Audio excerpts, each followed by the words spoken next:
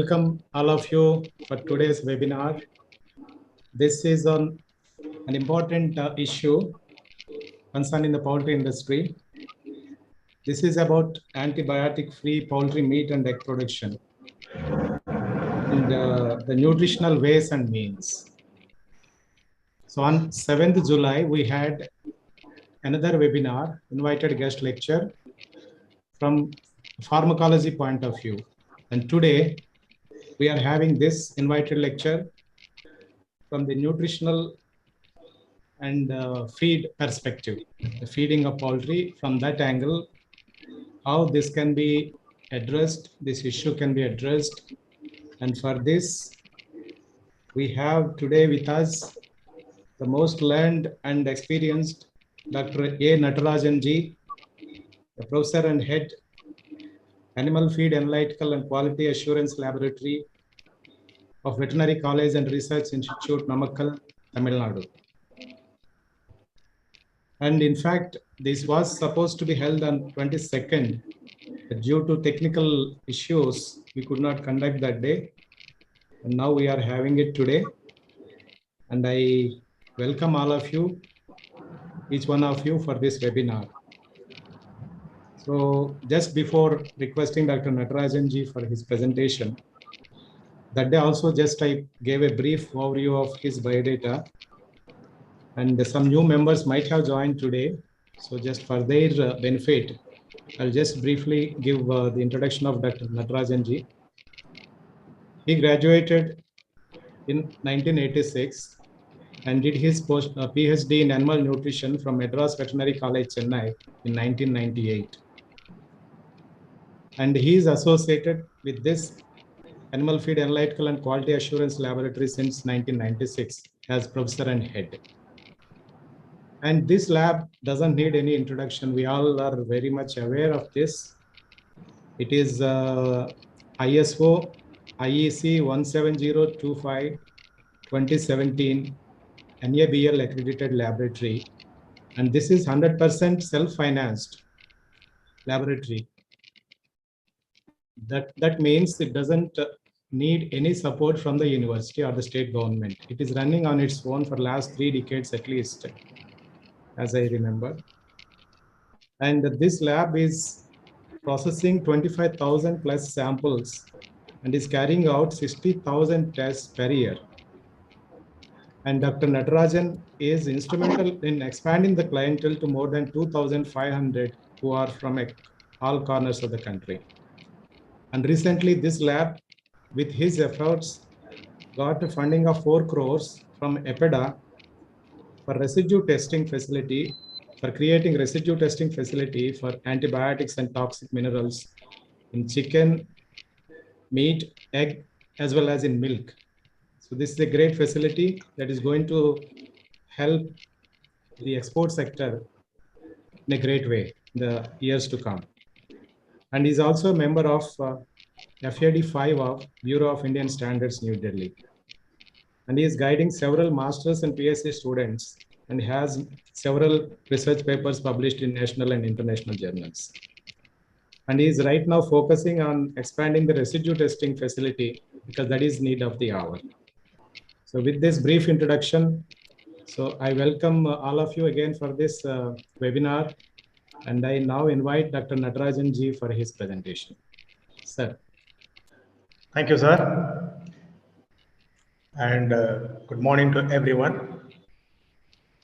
Before I begin my presentation, I would like to just invite your attention that today's topic, that is antibiotic-free poultry meat and egg production. This is the basis for Rapidas funding to this laboratory way back in 2011 to 14. They identified this laboratory after seeing that it has a very big clientele in more than 2,500, mostly poultry farmers. So they offered this particular project of strengthening, modernizing the laboratory with advanced instrumentation facilities to go for residue analysis in this region to promote export as well as do some domestic analysis. But today's focus is all about antibiotic-free poultry meat and egg production, which can be done by way and means of nutritional intervention.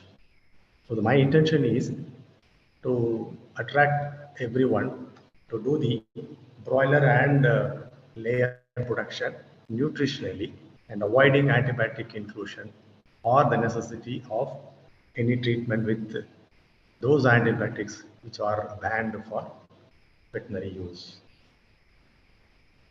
Actually, the small introduction about this laboratory will tell more about how we are involved right from the beginning.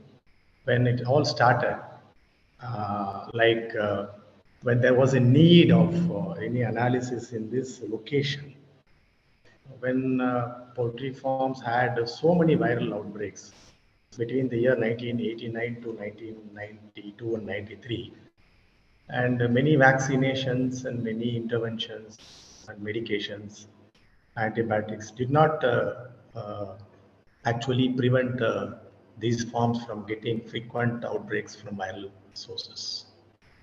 Then we also involved ourselves in our department, whether it could be from feed also. Then we were to know that the feed ingredients purchased for producing the feed for layers contained enormous quantities of aflatoxin, group of mycotoxins, especially B1. So the university thought we should start a separate laboratory for the benefit of poultry farmers as well as other livestock feed manufacturers and prevent frequent occurrences of this immunosuppressive B1. That time it was 85 lakh plus layers, producing about 70 lakh eggs per day. And 1,200 tons of feed was produced way back in 1994. So this lab, as Dr. Raju was telling you, it is on totally 100% self-financing terms with a condition like the 15% of our earnings should go to the university.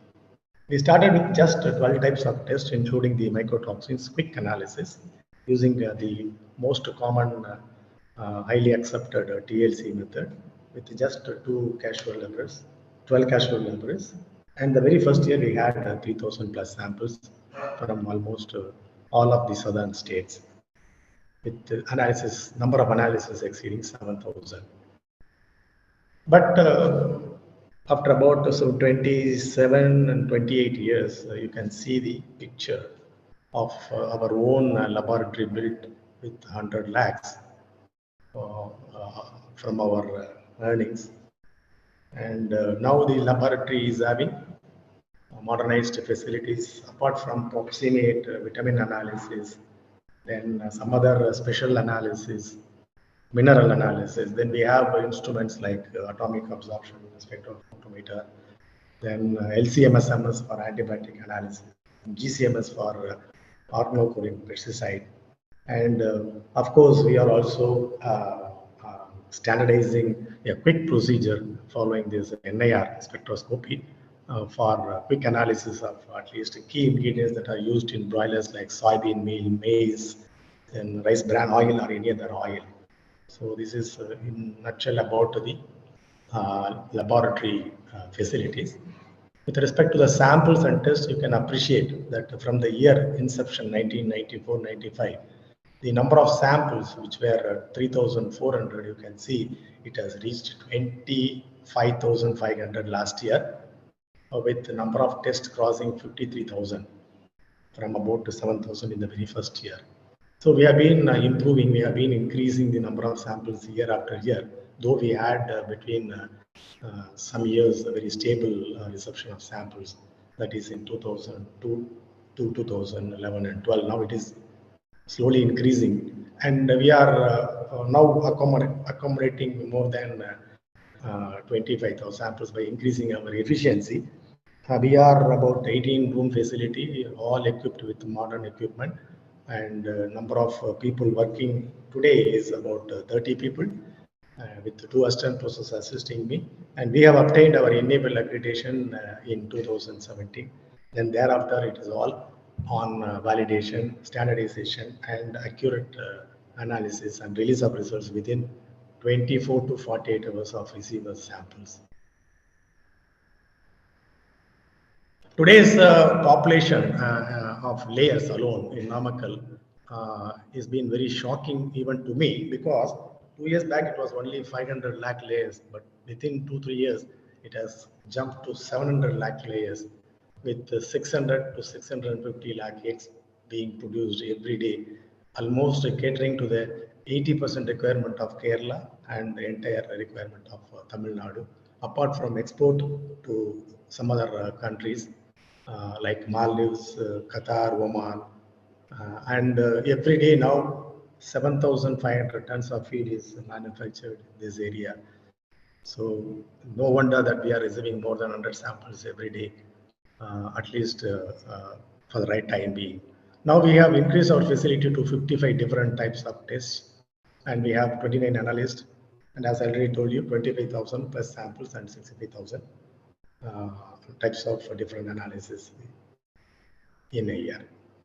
With this small introduction, I would like to go to the main topic, that is the antibiotic-free meat and egg production in poultry, and how we can control that or reach that facility with the means and ways of nutritional intervention. I would like to point to one particular thing that happened way back in 1928, when Alexander Fleming, the great Scottish bacteriologist, who found accidentally the first antibiotic penicillin G. And later in 1941, the injectable form was developed. And within 2 years, that is, I think 1943 or 44, uh, uh, Sir Alexander Fleming had to comment on one thing particularly. See, he commented that the time may come when penicillin can be bought by anyone in the shops. Then there is the danger that the ignorant man may easily underdose himself, or by exposing his microbes to non-lethal quantities of the drug, make them resistant. Nearly 60 plus 20, 80 years ago, he has predicted that such a situation is definitely was going to come. And even he has hypothetically illustrated with one example he observed in his own community, that one of the two persons got a sore throat and injected with himself like penicillin, and he discontinued that in between, probably with underdosing, and not enough to kill the streptococci, but enough to educate them to resist penicillin. He then infects his wife, and Mrs. X gets pneumonia and is treated with penicillin, and it failed and she died. So what is the primarily responsible for Mrs. X death? This is exactly 80 years was the case. Now today it is antimicrobial resistance emanating from indiscriminate use of antibiotics over 75 to 80 years of its existence. Coming to the population of broilers and layers, which has been very stressful as well as beneficial economically, is the surge. You can see from this single graph that layers from about 0 in 1950, when this lab was started around in 1994, it had just 12 crores, but today it has 39 crores in India. 7 crores alone is in Namakkal, having back the first densest populated, probably in the whole of Asia. Same is the case with broilers. You can see it has been surging linearly within 5-6 years, from 3,000 million to around 4,800 million. This is a rough calculation, back calculated from the number of breeders by the standard hatcheries. Probably the figure even would go by another 10 to 15%. And some more pressures on the ability of these birds, as well as the farmers to use more number of eggs per 2 weeks. You can see When I was a student, way back in 1983-84, my professor used to tell me there was a breed by name broiler, a layer which can produce around 285 eggs in a year. And now, as a professor in the same position, I can tell them, my students, that the present efficiency of this particular egg machine is 340 eggs. Some farmers even reported 343 and 44. So genetic potential is there. Not we have to tap it with proper nutrition and without any stress and other factors. Probably by 2050s, it might be reaching 365 because number of follicles produced by a layer hen in a year is crossing 2000 numbers. So it is the nature which has given the perfect platform to cross even 365. It is quite possible. I believe. Same is the case with broilers. When I was a student, I was knowing that broiler has come to India with the capability of producing 2 kg body weight on 55th day with an FCR of 2.1. That was the best FCR that time and body weight. But the same body weight of 2 kg, that is the market body weight, is now achieved on 32nd day. And I'm hearing very frequently from the farmers as well as other commercial broiler integrators that some farms, provided the best environment, is able to produce even on 28th day, like northeastern states where the average temperature is around between 19 to 27 degrees Celsius, which is the comfortable zone for the best broiler production as well as egg production. So the days are reducing to produce 2 kg body weight, and probably by 2050, even 28 days or 27 days will be required to produce 2 kg body weight. And FCR, today's FCR is about 1.4, the best FCR. On average, it is 1.5. So these are all the stresses and efficiencies on these capacious broilers and layers. So when compared to world and Indian feed industry, in the last just 1 year between 2020, nevertheless the Corona period, but the production of the feed in million metric tons has increased by about 12% from 39 million metric tons to 44 million metric tons. So they are all adding up the stress to the every type of animal which is interested to produce the maximum within the shortest possible time and day. So these pressures are used to reach the target production, but has been found to be hindered by certain common problems in layer and broiler rearing, which has led to use of the antibiotic growth promoters. Let us see what could be these points hindering the production. One is the stress on the layer, that is the uniformity. The biggest challenge in front of any layer farmer in India is produce a flock of near 95% uniformity. It is not there. You can see a comparison has been given here between standard weighing layers as well as against underweighing layers. Starting from January, when the temperature was only 30.5 in Tamil Nadu. You see, as the month crossed from January to February, the production in ungraded growers, where underweighing layers are mostly formed as a separate batch, you can see there is a small production drop as well as slowing of production surging between 91 to 92. But when the temperature crosses 32 degrees Celsius, you can see some drop in production, Hindi production by about 2%, but still the birds become adapted and are able to reach about to 93.2 against 96% by the standard weighing layers. See the difference between the normal weighing layers as well as the birds which were underweighing. But the serious problem occurs when temperature reaches 37 degrees Celsius during the month of April. You can see the severest problem occurs in the underweighing layers, which has become very sensitive to temperature and it's no longer able to perform the standard production. But whereas standard weighing layers, which has been found to be uniform in about 98% of the flock, is able to withstand the temperature and remain 93 plus, whereas it has become 87. So this is the first stress to the birds layers.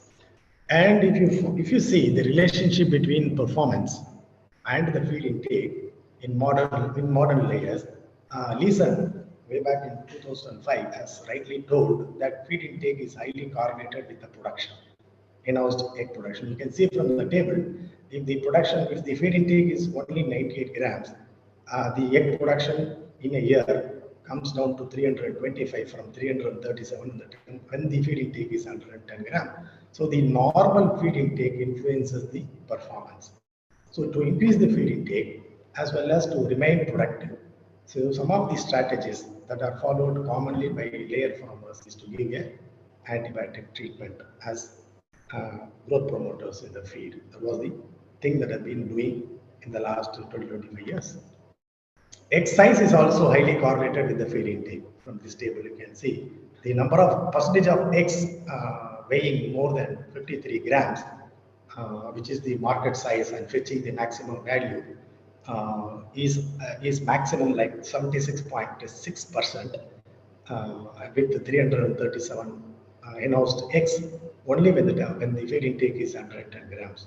So as the feed intake comes down to 106, 103, and 100 grams, you can see the number of normal eggs which are marketable at a higher price also comes down. So uniformity of the egg in a tray wherever it goes for selling is a very critical situation. Everywhere layer farming is practiced.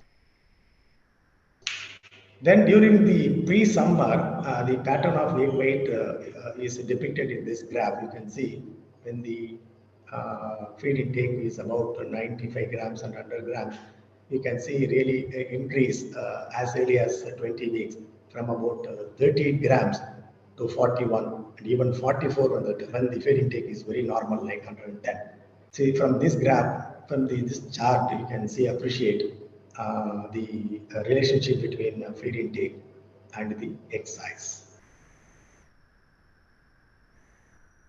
And as I already told you, both the layer placement and the body production in the last 1 or 2 years has really jumped by about 20 to 23%. That is another stress on the right production to be achieved. So these are all the stress factors. These are all the pressures on the poultry farmers to produce maximum, tapping the best genetic potential of the bird by giving the best atmosphere in line with so many antibiotics to be used. So they thought that the good result will be obtained only when the antibiotic growth promoters are continuously used. So that was the previously thought of the solution for this type of problems. So that has ended up in the biggest challenge like antibiotic-free chicken or egg production or antibiotic residue-free chicken and egg. So these are the biggest challenges. These challenges are evolved in a situation like managing the health issues from the point of disease treatment to the point of prevention aspect by the farmers, which has been energized by 3 points. One is awareness among the poultry producers about the implications of such operation, and the realization that the bird's immune system is playing a major role, whether we should go for an antibiotic treatment or a preventive intrusion. And also slowly the government and the consumer pressure, which has ended up in rethinking whether antibiotics are really needed to make a performance to the best possible extent. Before whether the antibiotics are really needed, we should have a glimpse of caution given by one of the papers recently in 2015 that global consumption is really increasing by about 67%. Global consumption of antimicrobials. It was estimated that in 2010, 63,000 odd tons of antibiotics have been marketed, purchased by the animal producers, which is likely to increase to 105,000 tons, which is an increase of 67%. Where these are all occurring, if you see, the share of these antibiotic usage is shared by the top 5 countries like China, US, Brazil, India, and Germany. And we can see in some countries like US and Brazil and Germany, the usage is going to come down. But whereas in China and India, it is predicted to be increased. Even 1% increase will be ending up in a lot of use of antibiotics. This is the caution given by Mr. Talat way back in 2015. But some of the developing countries are the ones which are using these antibiotics in a more verified manner, like Myanmar, Indonesia, Nigeria, Peru, and Vietnam. The situation is in these countries show that the poultry has been the biggest role in using this, consuming this antibiotic, both promoters as well as antibiotics, and they are all in the stage of developing and expanding the poultry like anything. But at this juncture, I would like to show the forum a good analysis, meta-analysis done over the last 40 years, that the response of the antimicrobial growth promoters has been gradually becoming small and small if the production systems, that quality of the system under which the broiler and layers are produced, if they are very much optimized, if they are very healthy, if such optimization is done, the growth response is becoming almost nil. We can see the meta-analysis in terms of average daily gain percentage during the last, during the years between 1980s. If you peruse the literature, you can see the chickens have been showing an increase of 4% in average daily gain to the response of the AGP addition, which has come to only 0.7% since 2000, which shows that either the optimized systems have become perfect to avoid antibiotics, or probably the antibiotics is not at all working at that dose, and probably the pathogenic bacteria and other microorganisms are showing resistance to these antibiotics. So both way they are worrisome. How to optimize? That is our aim of this today's presentation. So how to optimize and avoid antibiotic in poultry rearing, which has been found to be very successful in avoiding the AGPs or antibiotics, which are requiring two major interventions. One is the improving the immune system of the whole chick throughout its growing period, and also improving the gut health, as we know.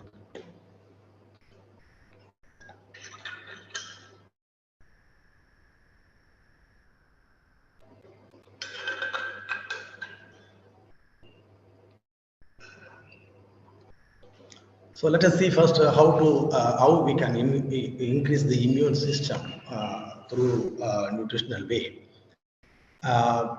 They have found very interestingly this purified nutraceuticals by name mannan oligosaccharide or fructooligosaccharides.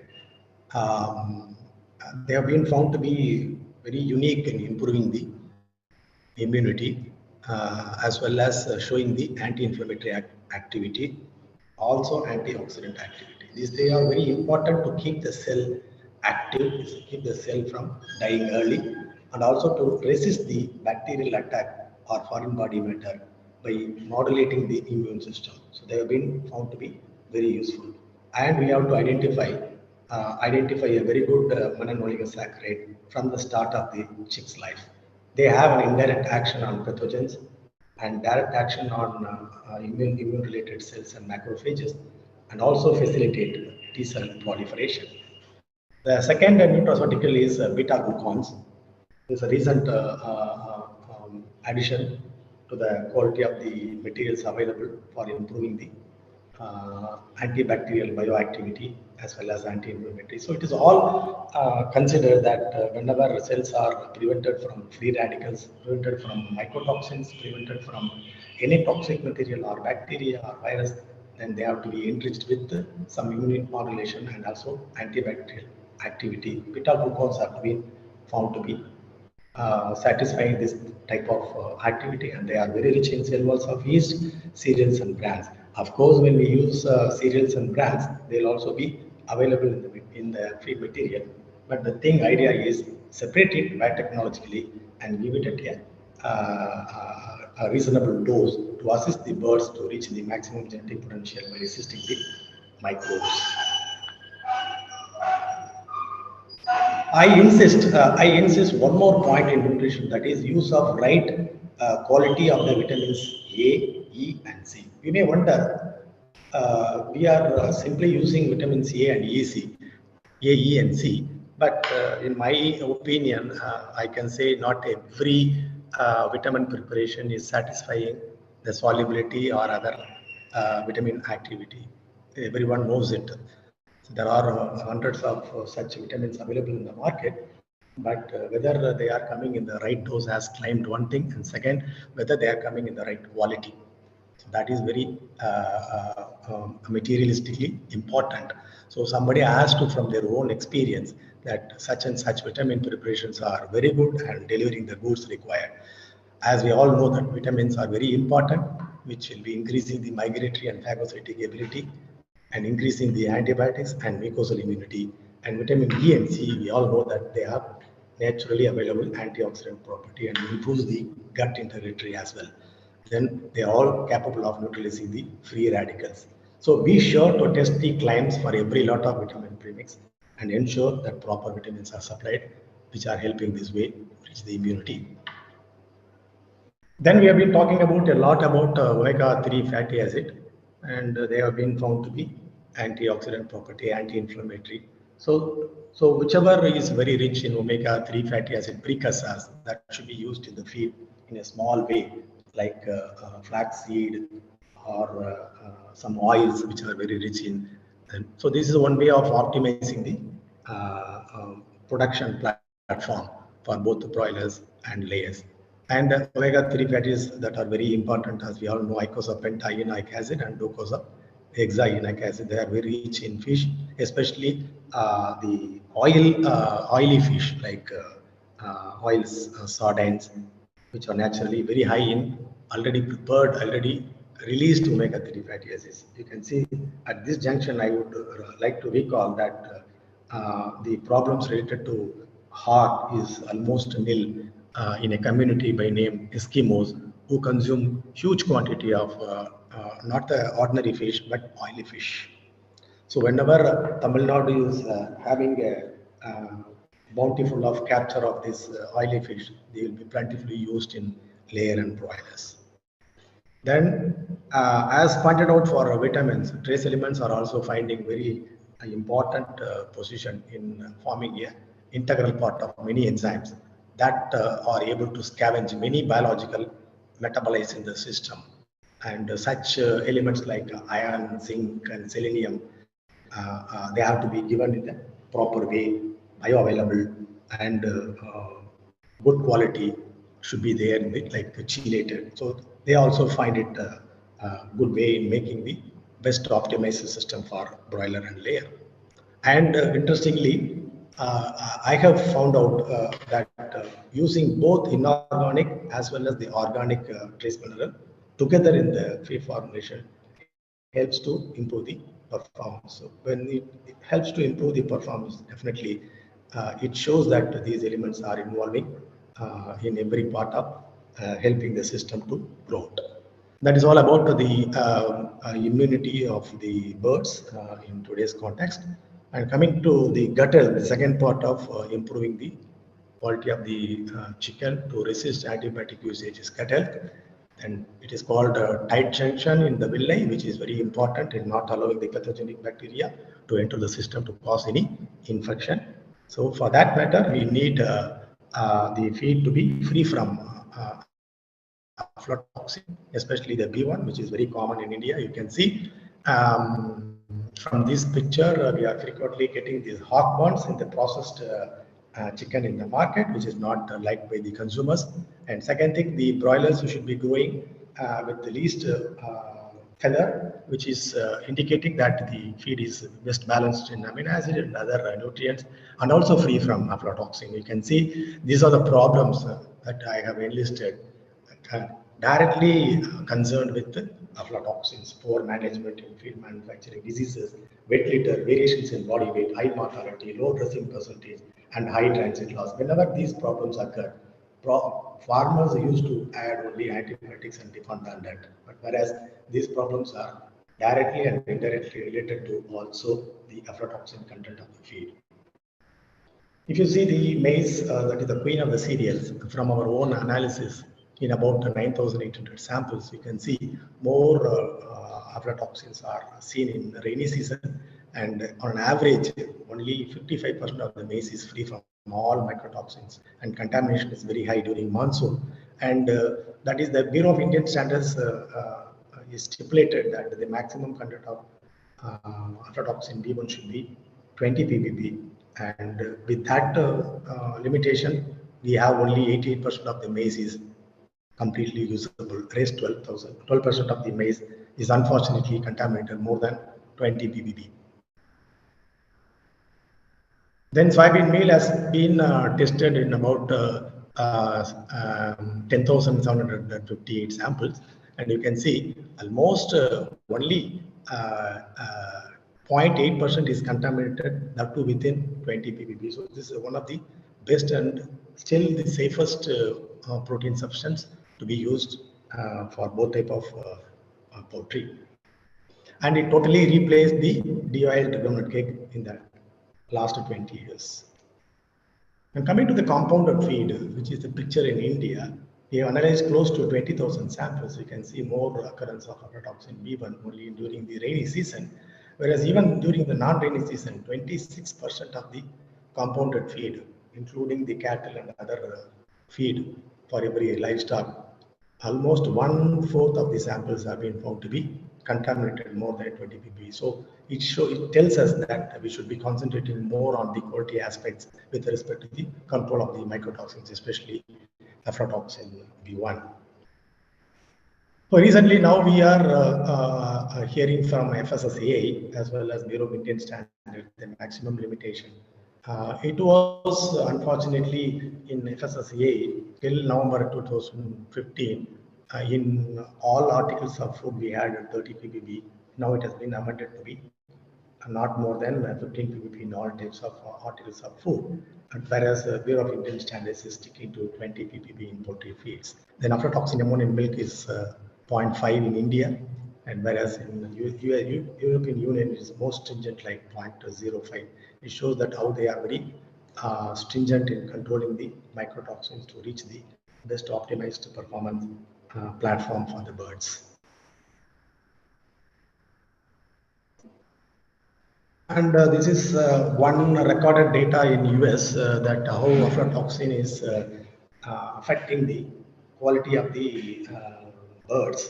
You can see there are 3 types of grower class of the integrators. Let us imagine that there are good integrators, mediocre integrators, and poor integrators. You can see the total number of birds marketed by these 3 types of integrators have been found to be nearly 100,000. And you can see small subtle difference between body weight between these 3 classes of growers. And still people can argue that even poor class of people who never care about the broiler integration is also getting very equivalent to market body weight of 1,700 grams.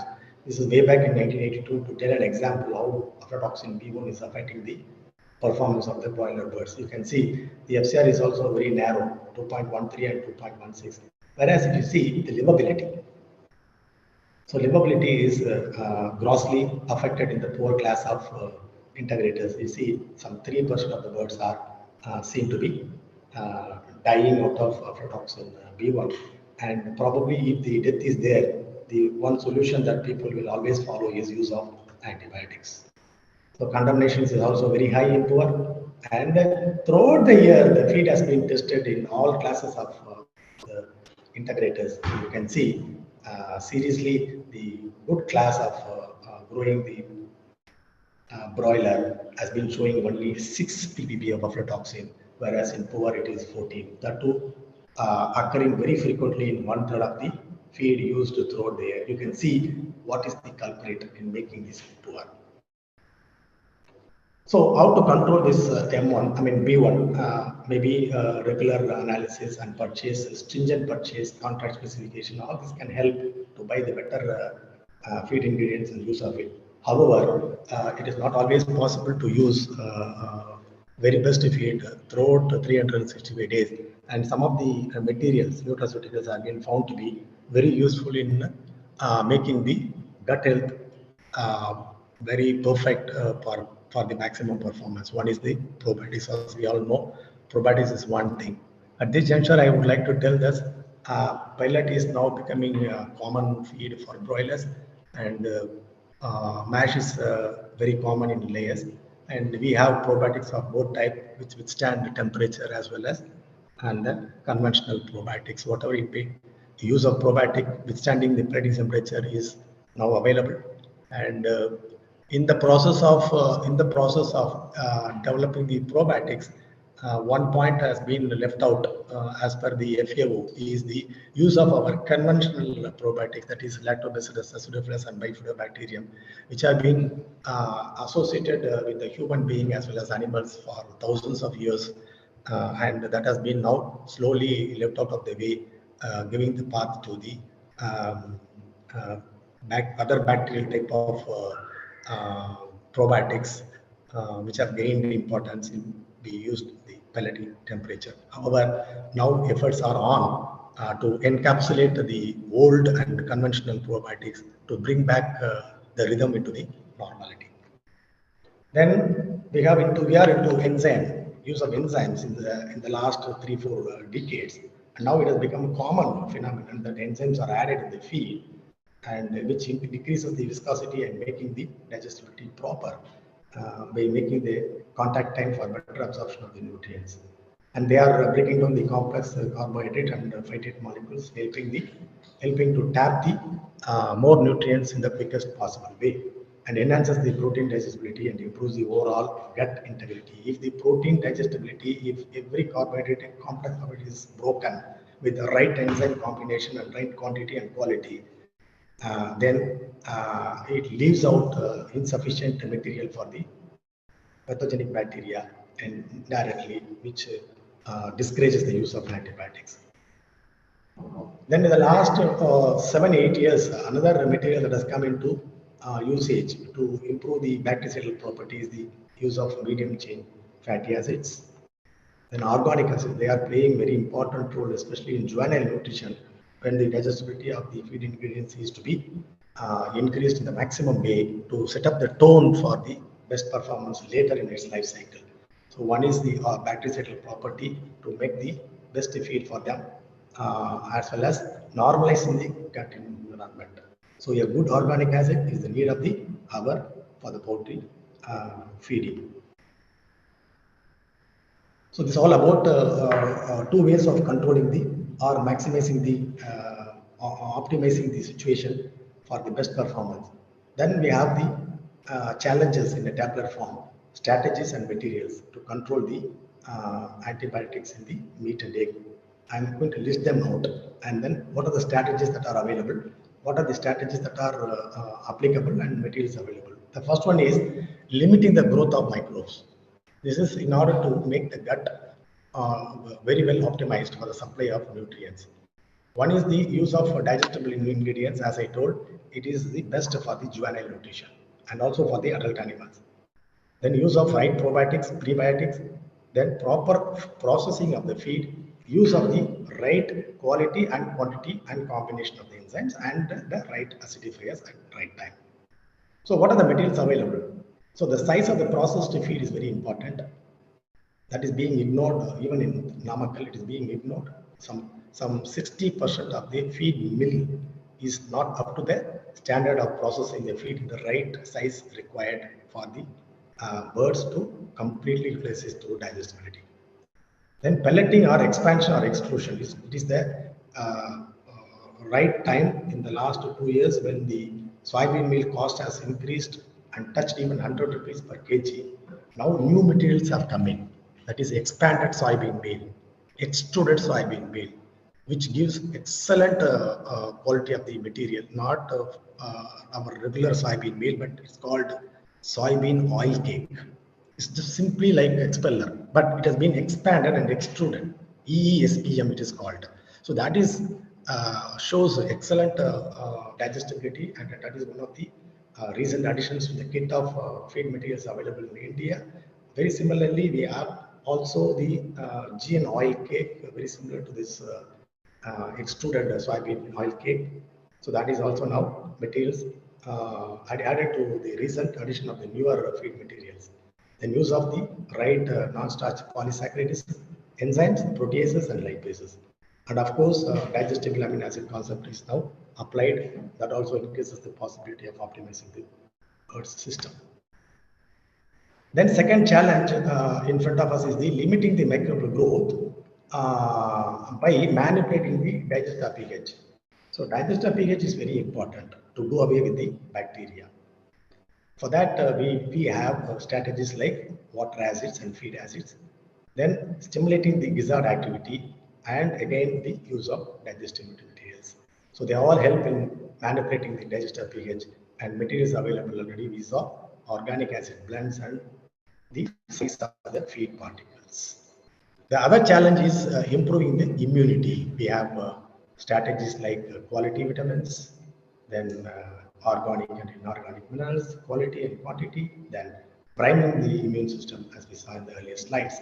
Then materials we have available are to improve the gut immunity. We have the coccidiostats, fatty acids, and of course vitamin A and E, selenium, vitamin C. The other challenges are interfering with the sites of bacterial attachment. We have mannose oligosaccharides and fructooligosaccharides. Then avoiding mycotoxins, I have elaborately covered with that. At this point, I would like to tell only one point. See, even the BAS has specified 20 ppb for both layer as well as broiler, but today's experience tells us that the aflatoxin B1 level as low as 6 ppb in layers and 1 ppb in broilers shows the best results, and it helps to reach the best FCR of 1.4 and least mortality and early attaining of 2 kg body weight. So for that, analysis and use of quality ingredients and binders are very important.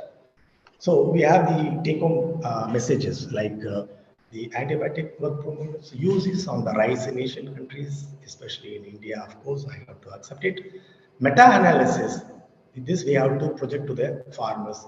Meta-analysis pointed to reduced benefits of AGP's use in poultry in well-optimized systems. So that should be aimed. Then nutritionally, alternatives are available. That is a strong message to all the growers. They are primarily intended to improve the immunity and gut health. However, stringent regulations are existing for export, but limited for domestic. A rigorous nutritional policy is the need of hour in each farm, not by the government, but in each farm by the owner himself, with the help of the GMP and HACCP, all these activities. Then poultry and feed associations should volunteer to produce antibiotic-free or antibiotic residue-free chicken and egg products. Government may come with a policy on the use of AGPs and antibiotics in poultry with a sufficient timeline. I think it has been occurring in India. So that is all about my intention of covering that how we can achieve nutritionally to go with completely without any antibiotic residues. We don't depend on antibiotics except for treatment. And in this lab, as I already told you, with the support of APIDA's 4 crore budget help, we have standardized nitroimidazole compounds in meat and egg, and tetracyclines, sulfonamides, 8 sulfonamides have been standardized. Then quinolones like enrofloxacin and ciprofloxacin, macrolides like tylosin and erythromycin, then chloramphenicol. And also we developed, apart from analyzing the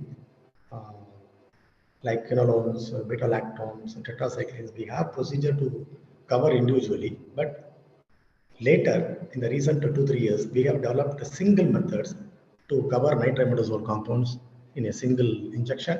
And also, we had a combo of important antibiotics that are being used in India, like enrofloxacin, cipro, tylosin, erythromycin, virginiamycin, OTC and CTC, lincomycin and penicillin G with a single method.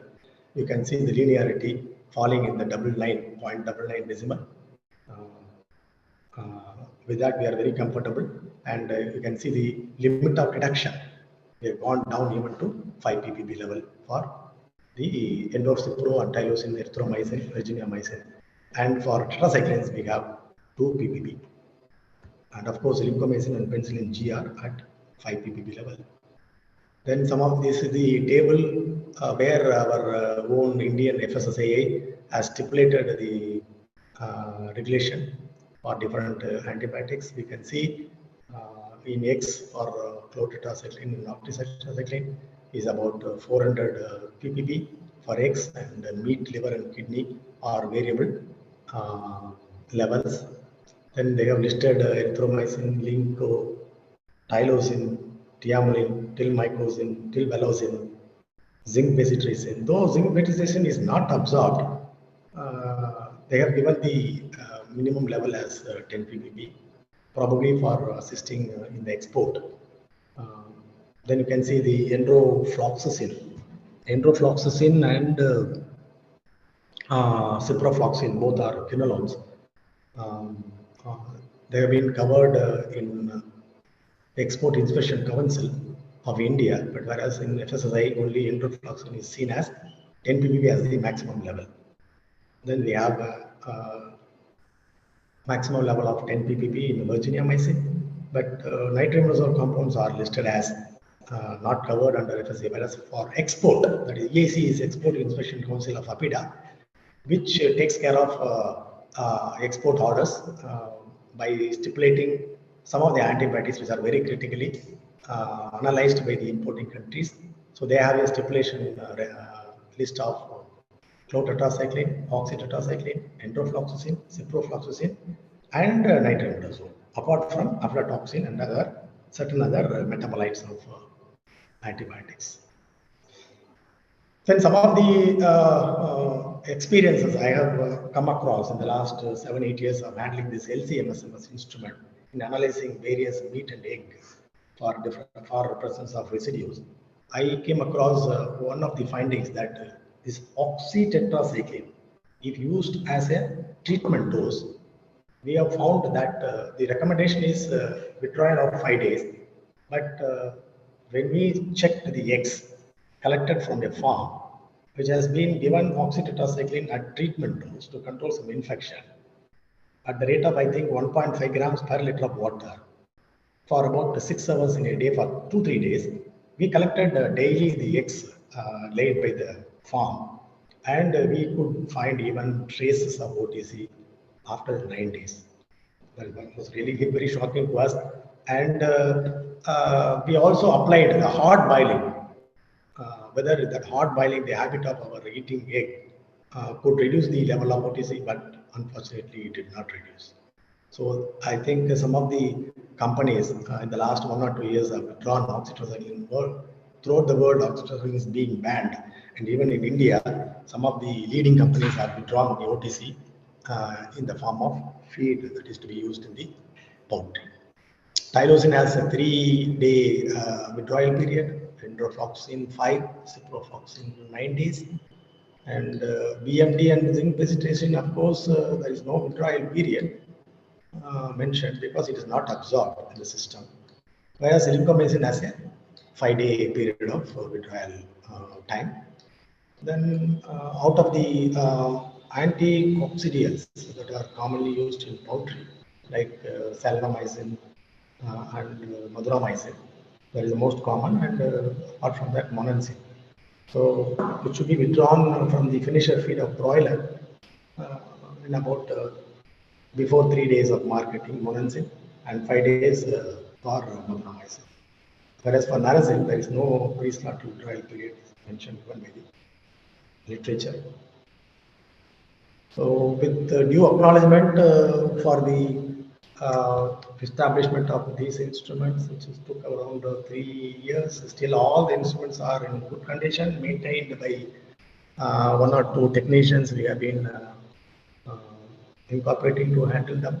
Even LC, it is very difficult to maintain LCMS. It is in chemical term, in chemistry, it is called white elephant. Not only expenditure is very critical, but also maintaining a temperature of 20 to 21 degrees Celsius 24 hours is very critical to maintain that MS, since it is installed, commissioned in 2012.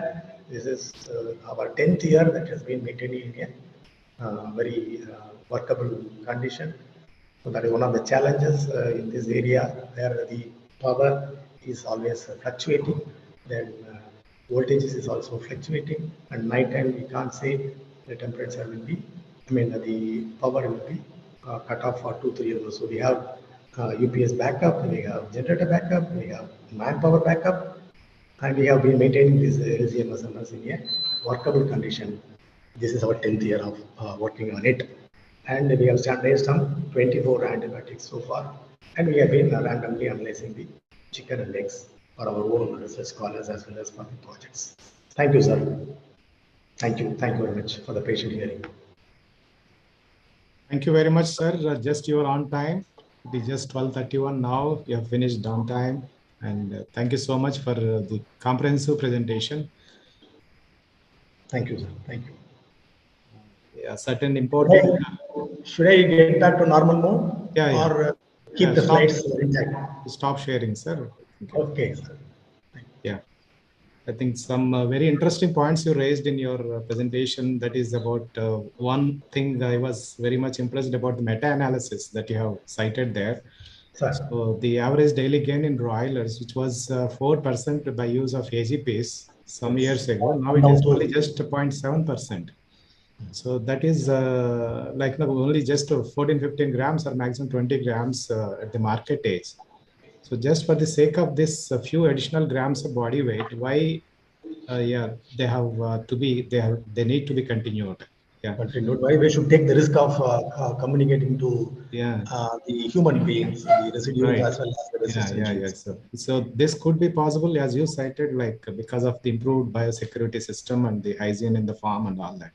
So further raising the levels of these hygiene levels in the farm, further higher levels, definitely I think this can be still brought down further, maybe up to 0% also. And the body weight also, like you said, is indirectly related to the bird's ability to cope up with the stress and also the disease of the immunity. That's also indirectly related, as you cited, that the heat stress is more in case of underweighing layers than in the normal layers. The same thing applies to the aflatoxin susceptibility also. The poor layers or underperforming layers are more prone to this than the healthy ones. And then you gave a narration of all the available strategies through feed, how best we can reduce the dependence of the optimization. Reduce the dependence of on AGPs, and the withdrawal periods also you have mentioned. Of course, this can be easily practiced, but I think now we are sensitizing the farmers also on this. So hopefully, this right now the withdrawal period will be duly honored by them, and slowly over the couple of years, next 2-3 years, totally the use of AGPs will be totally discontinued. So let us hope for that scenario to become a reality in our country as well. And I invite now the audience. There are many learned delegates attending today's webinar. So I want them to react or supplement or comment. Or if they have any questions, pose those questions to Dr. Natarajan.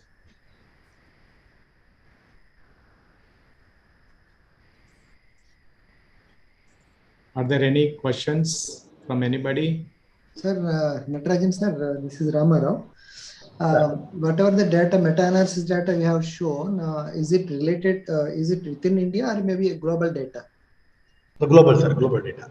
global data. So can we somewhere we can we predict what could be the in our Indian context? Sir, there has been no recent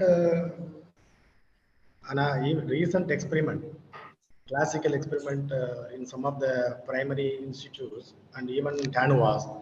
Whenever we had control without any antibiotic, and some of the commonest antibiotic promoters, whenever in the last 7-8 years, there was no difference between this control and the antibiotic group. But that was not the situation when 20 years back. But today's context, I can say the use of antibiotics at that low level never produced any benefit at all in the university level as well as the institute level birds. And same is the feeling with the common integrators from Tamil Nadu. In the last 3-4 years, they have seen that such use of antibiotics at low level, they never get any benefits out of it. That is the experience of this RPAC in Tamil Nadu. And they have come to a conclusion that the entire Tamil Nadu is not involved in using any growth promoters in their feed. And we are involved in assisting them in a few random sample analysis. And we don't find any residue at all, alarmingly, as well as even lowest level of the antibiotics, if at all, used in them. Good, sir. Usually our experience now, we did. You can tell your experience, sir. I just avoided it. Yeah, a couple of trials we did. Many times now, if the hygiene levels are just optimum also, usage of antibiotics, that is called so-called positive control, and without antibiotic, that is negative control, we always found the positive control growth repression we found lower body weight and feed efficiency when we used AGPs under optimum experimental conditions, whatever we did, whether it is in cages or even on the floor also. Okay. So yeah, so practically, as you told, if the biosecurity is at just optimum, it need not be very high level, but still there is a scope of AGPs getting benefit is very minimal. That is very much there. That has to go into the minds of integrators or maybe poultry farmers in a big way.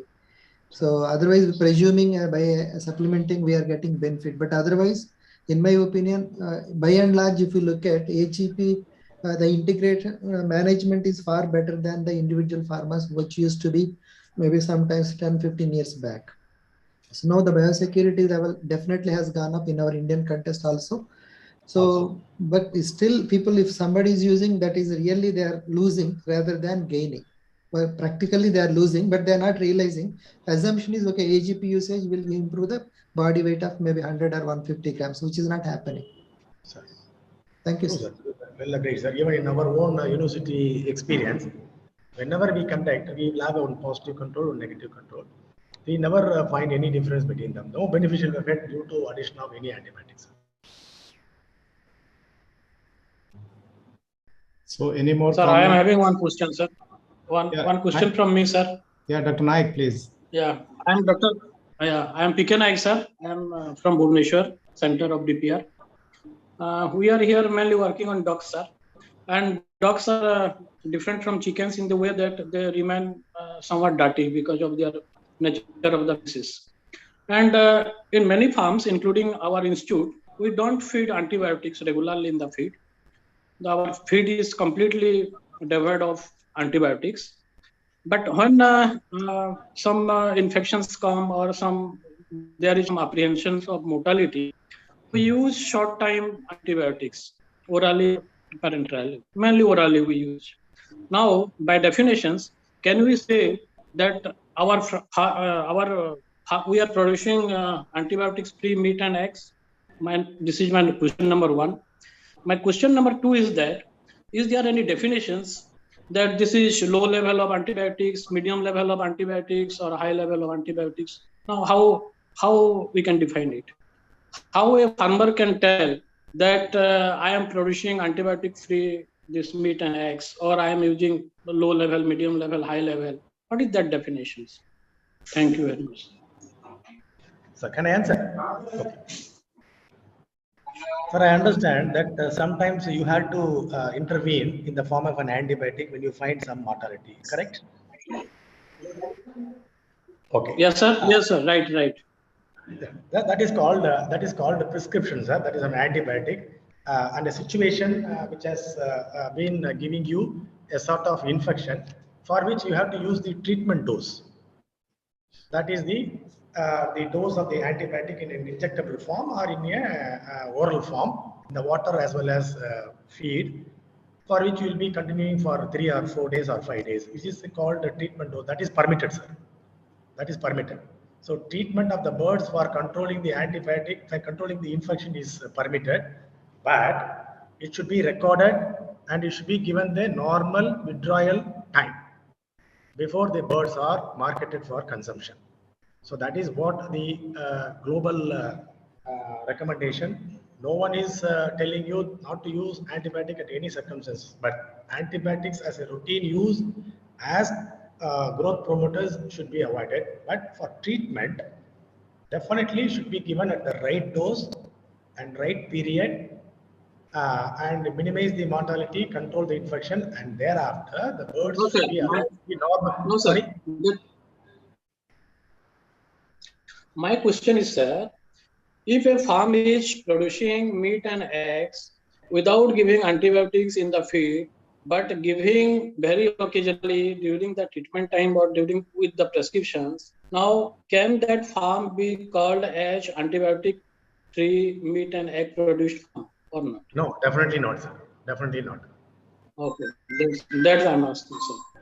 So that cannot be branded as antibiotic-free farm, no? That is what I am telling. That particular antibiotic you use has some withdrawal period, and if you allow that withdrawal period after withdrawing the antibiotic usage, if you are marketing those birds after the normal withdrawal period recommended, say for example, chlortetracycline after 5 days of its withdrawal, there will not be any residue at all in the meat, and that is antibiotic free meat. You can market it if you permit the normal withdrawal period recommended for that. Right, sir? Okay. Okay, right. Thank you. Thank you very much. Yeah, Dr. Naik, the message is very clear. So you can't totally avoid using antibiotics in the farm. So there are going to be diseases, and for therapeutic purpose, definitely you have to use. But what Dr. Natarajan has been saying is, like, whenever you use antibiotic for treatment purpose, allow sufficient withdrawal time before the eggs or birds are marketed for consumption. So once that is duly followed and throughout the life of the birds, then I think you can brand it as the antibiotic-free egg and meat.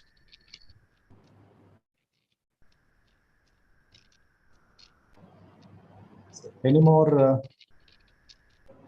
comments?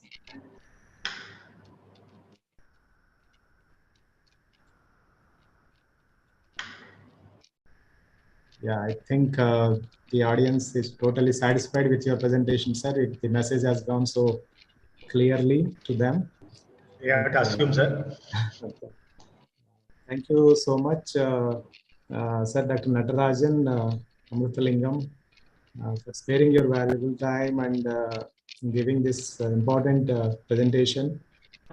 In fact, we troubled you a lot. So for this presentation, you have faced lots of issues on that day. And yesterday also again, pre-event rehearsals and all that you have done. So that shows how much of importance and sincere efforts you put in for any work that is given to you. So we appreciate all your sincerity and the valuable information you have passed on to the audience, sir. So on behalf of our directorate and my own behalf, I profusely thank you for your excellent presentation today. And I also thank all the attendees, the audience for today's webinar. So they have been patiently listening to this, and in fact, they joined on both the days. That shows their interest in this topic. So again, I once again thank all of them for joining us in today's webinar. Thank you very much. So this series of talks will continue And till October, so we'll be having these important lectures by invited guests, and keep joining us this series of invited lectures.